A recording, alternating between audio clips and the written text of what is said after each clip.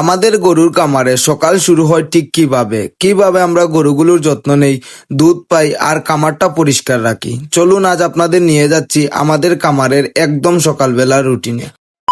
সবাইকে নমস্কার। সকাল হতেই আমরা সবার আগে গরু ঘরে ঢুকি। তখন দেখবেন ঘর জুড়ে অনেক গোবর পড়ে থাকে। তাই আমাদের প্রথম কাজই হলো পুরো ঘরটা ভালোভাবে পরিষ্কার করা। আমরা গোবরগুলো এক জায়গায় জড়ো করি, তারপর একটি চারির মাধ্যমে সেগুলো অন্য জায়গায় নিয়ে সংরক্ষণ করি, যাতে পরে আমাদের জমিতে সার হিসেবে ব্যবহার করতে পারি। আর আপনারা জানেন আমরা খামারের পাশেই ছোট করে কৃষিকাজ করে থাকি। এতে যেমন খামার পরিষ্কার থাকে, তেমনি জমির জন্য এটা খুব উপকারী। এরপর আমরা মোটরের পাইপ দিয়ে ভালো করে পানি দেই পুরো ফ্লোরে। পানি দেওয়ার পর ব্রাশ দিয়ে ঘষে পরিষ্কার করি, যাতে খুব সহজে ময়লা উঠে যায়। আমরা প্রতিদিন এভাবে পরিষ্কার করি। এভাবে পরিষ্কার রাখলে খামারে দুর্গন্ধ হয় না, গরুর অসুখ বিসুখ বা দুর্ঘটনার সম্ভাবনা অনেকটা কমে যায়। তারপর আমরা প্রতিটি গরুকে ভালোভাবে ব্রাশ দিয়ে ঘষিয়ে স্নান করাই। এতে গরুগুলো যেমন ফ্রেশ থাকে, শরীরের রক্ত সঞ্চালনও ভালো হয়। এরপর আসে দানাদার খাবার খাওয়ানোর পালা। আমরা প্রতিটি গরুর ওজন অনুযায়ী দানাদার খাবার দেই, আর আমরা এই দানাদার খাবার পানির সাথে মিশিয়ে খাওয়াই।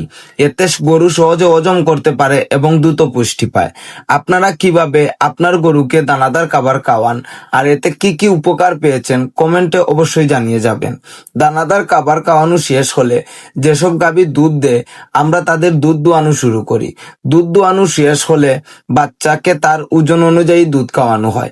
আপনারা জানেন যে আমাদের একটি গাভী কয়েকদিন আগে বাচ্চা দিচ্ছে, তাই তার ওজনের চাইতে বেশি আমরা দুধ দিয়ে থাকি, যাতে সে সুস্থভাবে বড় হতে পারে। এরপর আমরা খড় নিয়ে আসি আমাদের খড়ের মাচা থেকে। আমরা খড় কোথা থেকে এনেছিলাম, কত টাকা খরচ হয়েছিল আমাদের এই খড়গুলো আনতে, এটার ভিডিও আমার এই পেজেই পেয়ে যাবেন। যাই হোক, খড় আনার পর ঘাসের সাথে মিশিয়ে কেটে গরুর সামনে দেই। এতে তারা পর্যাপ্ত খাবার খায় এবং সারাদিন ভালো থাকে। সব কাজ শেষ হলে আমরা চলে যাই আমাদের ঘাসের জমিতে নতুন করে ঘাস কাটতে, যাতে পরের সময়ের জন্য খাবারের কোনো অভাব না হয়। যাই হোক, এটা ছিল আমাদের খামারের প্রতিদিনের সকালবেলার কাজ।